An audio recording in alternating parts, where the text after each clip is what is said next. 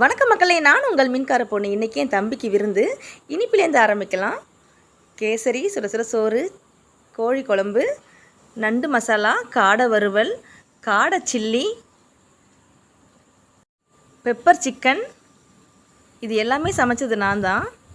நமக்கு மீன் பெரும்பாலும் அதிக அளவு கிடைக்கிறதுனால மீனில் வித்தியாசமாக நிறையா செய்யலாம் அப்படின்னு செஞ்சுருக்கேன். கொடமிளகா, இறால் மசாலா, இறால் ரோஸ்ட், மீன் சில்லி, கனவா புட்டு, மீன் பொடி மாஸ், ஸ்டஃப்டு கனவா, இது நானாக புதுசாக ட்ரை பண்ணது. அப்புறம் பொரிச்ச மீன், சம்பா ரவை பாயசமும் ஜூஸ் மட்டும்தான் நான் எடுக்கலை, மற்ற எல்லாமே பதிவு பண்ணிட்டேன்.